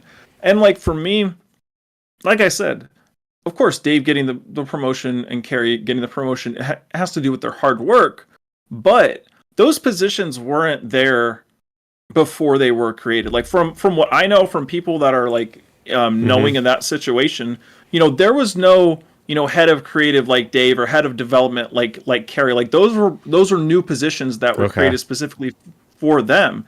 So again, like that harkens back. Like I can be very critical of Kathleen Kennedy at a lot of times, and it's well deserved, it's earned. But my biggest applause, my number one thing of this year has to be Kathleen Kennedy, like maybe becoming more aware and like stepping up and making these promotions for Dave and Carrie for moving forward. And it makes me semi-speculate because Kathy did turn 70 this year, so like a lot of people retire when they're older, so maybe she retires in 2 or 3 or 4 years. So like maybe she's setting these two up as kind of the successors to really, of course, right now they're in the top 3 people at Lucasfilm, but like, they're going to have a big impact on Lucasfilm moving forward if she would retire in the coming years. So like, props to her for like making the right decision. And like that, it earned my number 1 spot for the year. Yeah, Ben, I think it makes. This shocks me, but it's good, the logic or the rationale we're putting in. The idea, I think that we're seeing, and we talked about this in our discussion of this very topic when it was first announced, the idea that Lucasfilm is like entering maybe a new era, perhaps. Like they have seen what has worked, what hasn't worked in the last 8 years, whatever. And now they're getting ready to be like, okay, we're not going to announce things so far ahead. When they're ready, they're ready. We're going to take our time with projects. If it's not working, we're going to cut them out. We're not going to start announcing things, hopefully, until like a couple months before they start shooting. And it just seems like there's a lot more clarity on where they need to go forward based on making hiring moves like this that are so publicly viewed as positive. It's like, yes, this is a guy that we've, he's the Padawan of George Lucas. He knows everything that George knows, mostly probably. So he is the best one to help steer the ship for creativity, being involved in these projects a lot earlier in their conception than just adding notes of the planets and different, characters. This is more of the formulation of this is how George might see this perspective, and this is maybe the elements of Star Wars that need to go here and maybe put this thing over there, right? So it's a lot more hands-on, hopefully. We're doing a lot of speculating, but this is kind of what it seemed like was in the press release or when it was first announced. So yeah, good stuff. Yeah, I mean, it's deserved. Like I said, I can give credit where credit is due, and I have to give Kathy credit where it's due. Nice. All right. I think my number 1. This is me being consistently consistent. Star Wars Visions. Oh, I didn't see that coming. Oh, I forgot about that. I even put that in the notes. Whoops. Easily, dude. Like, y'all know how I feel about the animation shows. That's been the most consistent thing that's been good with Star Wars since they, like, in the sense of the new era. Star Wars Vision Season 1, you know how I feel about that. Clutch. Oh, yeah. I watch those episodes all the time when I get a chance. Season 2, was it as good as Season 1? No. But, God, those stories were pretty damn good, too. And the animation, the different studios, I can't wait for Season 3, which they did announce with Season 3, right? Of Visions? I thought they did. I think it's more the creatives said they would like to do a 3rd season. Well, they need to. Because it'd be full. I mean, come on. The way they are bringing in, speaking of, community and, connecting, they're going to outside studios that aren't Americanized in that sense, and bringing in a new fan base, a different way of storytelling, and it's just as good. And we've all said it. All those Vision stories felt like organic Star Wars stories. We've never questioned the validity of how those stories are being told and how they feel like Star Wars. So to me, it's like that's been the most consistent thing since I love the animations, and that particular project, the Star Wars Vision, is amazing. I would love to get a season 3. I love Tales of the Jedi, obviously. Fire, dude. Yeah, no, I really liked where season 2 went, and I think Chris Forsyth mirrors my take on it. You know, some of them are hit or miss for me. I didn't like them all, and you know, and that's to say that's an anthology. You don't have to like them all. If you take away something from some of them, that is amazing. And but just going around the world, seeing a studio from India compared to what a studio from Ireland is doing, and just the opening episode of the one from Spain, I believe it was, like just the complete different cultural take. I love season 1 with Japanese anime take, but then expanding it is a great idea because, as you said, Milton, like Star Wars is very Western civilization. So especially when you see some of the Eastern civilizations, some of the one from, I think they had some of them from South America, right, or something like that. Like, just literally like all continents of the globe basically getting involved. If this is how I would see Star Wars, and using their own expertise, their own kind of their own animation, you know, seeing the clay kind of looking one from what is it, England? I forget the one. It's with the racing one. That was a lot of fun. Very cool compared to, you know, the one that was done with Lucasfilm and the hole, or I don't even know what it was called. The second to last one, that's a big hole in the ground that they're digging. Right. Yeah. That's more of the anime one inspired. And then I really like the Indian one. It reminded me a lot of the Clone Wars animation, and they had Inquisitors in it, so that one was awesome. Well, I love the Ghost one. Yeah. Go on, Milton. Sorry. Well, let's say the one with the paintbrushes where he was painting. I think that was 1 or 2. That was one. Yeah. I was like, yeah. And I mean, look, I think I told you guys, I'm a huge art fan. I think that's what really intrigued me. Is like, okay, they're taking different elements of life, of creation, of creativity, and incorporating it into like Star Wars. And it's like, how dope is that? Like, I don't know, man. It's a creative way of telling stories, and I love that. Oh yeah. Well, there you have it. Our top 5 Star Wars moments, Star Wars content of 2023. We love Star Wars, to say it simply, and there's always so much content to consume.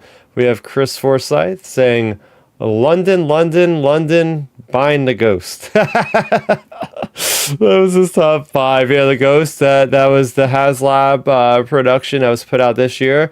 I do have a list here of a bunch of other things that were out this year, and I'm probably not even listing half of them, but these are the ones that sprung up to mind. I did not do any research, but you know, we had the Bad Batch, Celebration London, The Mandalorian Season 3, Jedi Survivor, My Trip to Galaxy's Edge. I didn't even talk about the High Republic Phase 2 or 3. Matthew, don't yell at me. I know that's something you're quizzical. Why is he not talking about High Republic on the top 5? But there's only so much room, and I had to make a cut. Ahsoka, Marvel Dark Droids, Rise of the Red Blade, Visions.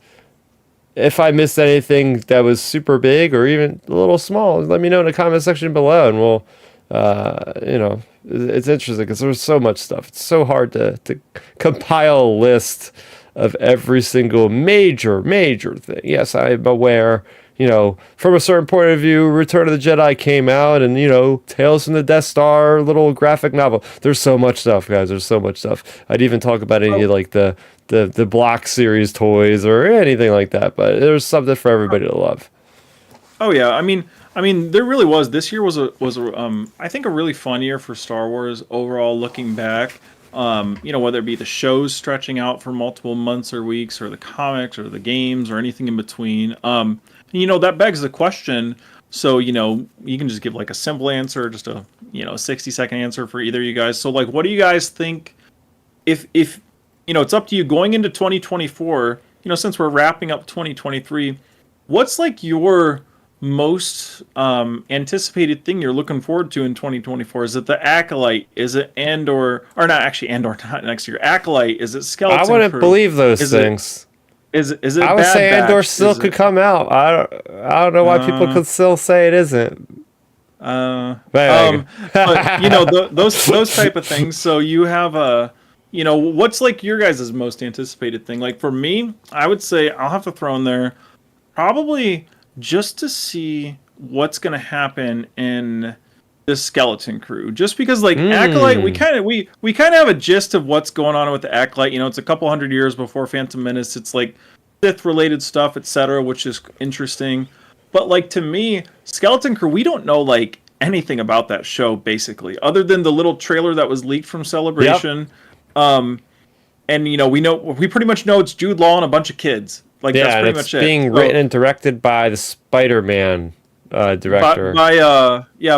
By the Spider-Man director, of course. And like so you have that and that show's been moved all around here and there, and it's obviously done shooting because it was supposed to come out this year. So it makes me wonder, like that's probably my most intriguing, or like not questionable, but like I'm interested to see what it turns out to be, just because we know so little about it, and we know it's in the Mandalorian universe, and we know based on that little blurb that was released, I think it was from either StarWars.com or it was another, or it might have been Hollywood Reporter, like briefly talked about it. It sounds like they're going to be like in the outer parts of the galaxy, so it's like, are they going to bump into our folks that are on Peridia? That's what I'm wondering. Yeah, that's a good call. It's a big wild card, as you said. We don't really know anything about, and that's the great part about new Star Wars, like Visions, for instance, Milton, is when we get these characters that we have no affiliation with, and it's just, all right, there's absolute stakes because anything can happen to these characters, so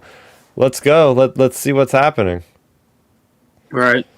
I mean, yeah, I agree, but I don't know really what I want for this upcoming year. I think I just want good storytelling. Like, I mean, that sounds like a broken record, but it's true. Like you tell me. Is there any type of like an announcement or anything you'd want to see? Like a boom, Star Wars headline. What would Milton want to see? Look. You give me a Luke series, or you give me a Luke animated series between episodes 6 and 7. Let's say, and I've always said it. Give me a 3-season Luke series, just talking about those 30 years or 10 years post Return of the Jedi. Because I want to see what he was doing. We haven't really got much of that time frame. That's an important time frame, which led into the sequel trilogy. So it's like, if they give me that, I'll be fine. And we went over this a little bit before we started shooting this. What are the folks at Lucasfilm Animation working on? They have to be working. They're always working on something. Obviously, Bad Batch is pretty much in the can. So what have they been working on for the last year or two?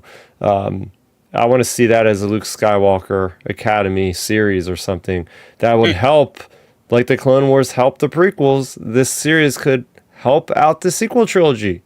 We need that. We really need that. I said on this podcast, I think a couple weeks ago, like if they give me something that's going to not say change my perception of the sequel trilogy, but strengthen it, where I'm like, okay, appreciation, I'm about that life. Give it to me.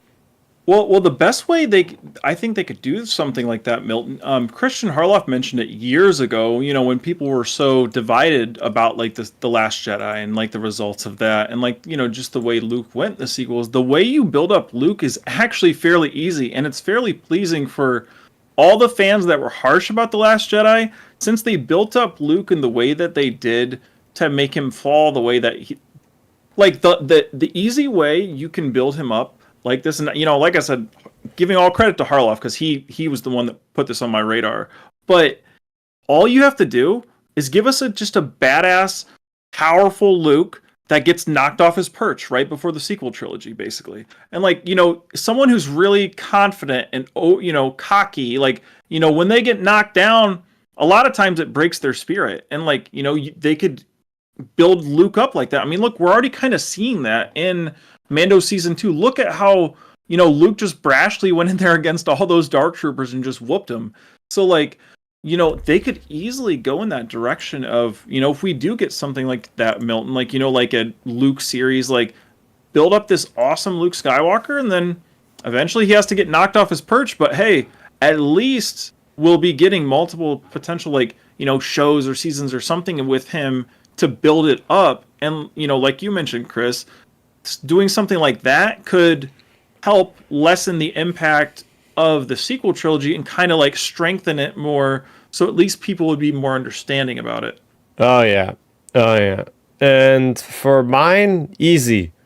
It's a Star Wars video game. It's called Star Wars Outlaws, and it's going to be the first open world Star Wars game. We got our trailer for GTA 6 not too long ago for a 2025 release, and I'm like, this game is basically GTA with Star Wars. I mean, you got a wanted system. When you start doing stuff that's wrong, they're going to send the Empire after you, and it just looks fantastic. You got this brand new character. It's set in between Empire, Return of the Jedi, right in the underbelly of the underworld. This is a game that screams Chris Starrapter. I mean, this is what I've been waiting for a very long time. Cancellation of Star Wars 1313 pulled away an awesome looking third person shooting game, and this is basically looking like it's going to be in that vein but much grander in scale. So oh man, I hope it doesn't slip into 2025. We haven't really heard anything about it, but oh man, I hope we get that game sooner rather than later. But please make sure it is completely done and it is not, half-baked like Cyberpunk. I hope every studio out there looks at the sacrifice that Cyberpunk has made and says, we're not going to do that to our fan base. So I have every intention of playing the heck out of that game, as you could imagine. So I'm very excited for that. So that is going to do it for 2023. I want to thank everybody out there who has listened over the several months we've been going live. We've been through reviewing a lot of different series, to doing a lot of speculation, a lot of just discussion in general, which is always fun episodes. And, that you guys have been great with always chiming in the chat after the fact on Twitter, all that good stuff about, hey, we're just, promoting a positive Star Wars community here. As Ben said, celebration, everything. Nobody's ever really pissing people off. It's everybody's in this together. And that's the kind of community we're trying to build here through outerrimtransmission, through the channel Starrapter. So yeah, very special shout out and thank you to everybody that has watched. We've definitely grown as a channel.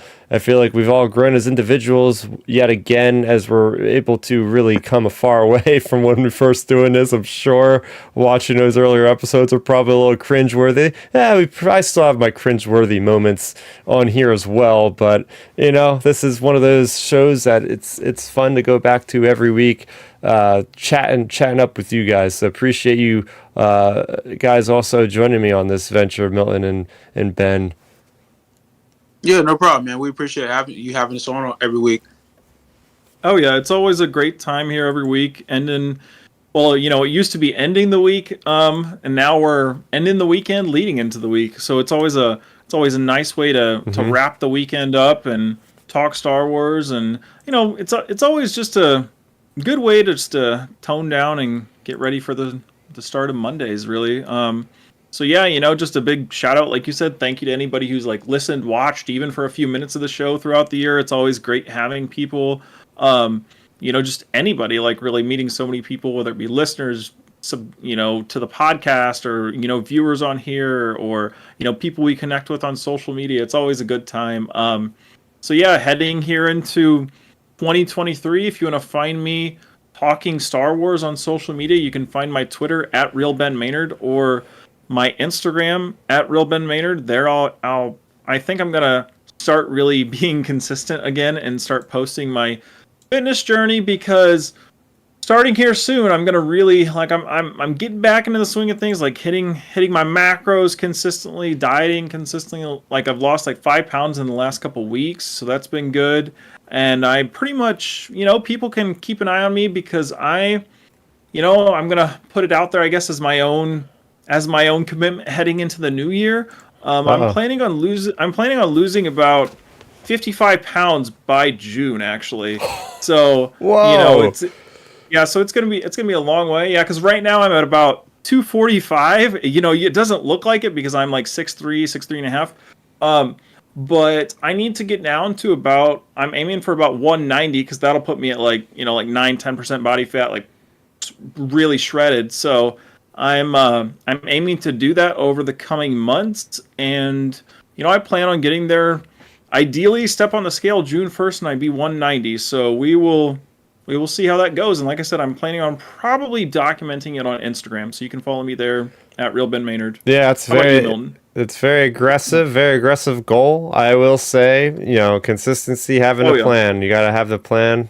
You got to be Yep. diligent and you got to be consistent. But that's great for all of our viewers out there that need inspiration, that want to make a change going into the new year, as many people often do. Go ahead, check these two guys out because they'll especially inspire you on whatever fitness goals you might have. Right. Yeah. No, you can find me on Twitter at Milton Weber 7 or Instagram at Milton 7 Weber. Again, I like to, when I get the opportunity, when I want to, I like to post some workout videos on my Instagram or some funny story reels or whatnot. But no, I think coming holidays, I'm excited. I got a lot going on with Christmas this upcoming weekend, and the week after that, I'll be in Vermont for my brother's wedding. Oh. So looking forward to getting away because the last 2 months have been crazy busy with work and real life. So it's going to be nice to have a break away from the real world for a while. So, but I'm looking forward to the holiday. We just want to say we appreciate you guys being listeners and checking us out. Oh yeah, very, very much. Yeah, and congrats to your brother, Milton. I mean, he always pops in sometimes on our podcast and listens here and there. So, like, congrats to him. Yeah. Oh yeah. Merry Christmas to everybody that celebrates. Happy holidays. Everybody be safe. Enjoy time with the family. Enjoy your time with your friends. Appreciate everything. And apparently, go Eagles. That's Chris Forsyth saying that. So, two of us are in a Philadelphia sort of area here, so we probably have a lot of crossover with those fans. But anyway, that's all I'm saying. Yeah. Dub. So yeah, you can follow us you can follow me on Twitter at Starrapter, Twitter X, whatever we're calling it these days. As far as content, I have my review for Dawn of the Rebellion, the visual guide written by Pablo Hidalgo. You can check that out now. Even though we're not going to be podcasting for the next 3 weeks, we'll be returning on January 7th. I will be podcasting on Wednesday nights going forward with Matthew Neugebauer from the Tractor Beam. We're on the Tractor Beam podcast talking about the week's releases for comics. Comics are out earlier on that day on Wednesday. Later on that night, we're talking about them. So if you guys pick up your pull list and you want to hear all this stuff about what's going on with the comics that day, we got you covered. We're going to be talking about Dark Droids. We're going to be talking about the High Republic from here until whenever. So go ahead to the Star Wars Underworld network, Star Wars Underworld YouTube channel. That's where we go live on that network. So hopefully you can join us there. And please do subscribe to this channel and hit that bell icon. That way you'll know when we go live, which will be next time, January 7th at 7 p.m. Eastern Time. That's going to do it for Milton, for Ben, for Chris, a.k.a. Starrapter. That's going to do it for 2023 and episode 133 of Outer Rim Transmission. We're so happy that you guys joined us tonight. Thanks. Stay safe. Have a good one. May the Force be with you always. End transmission.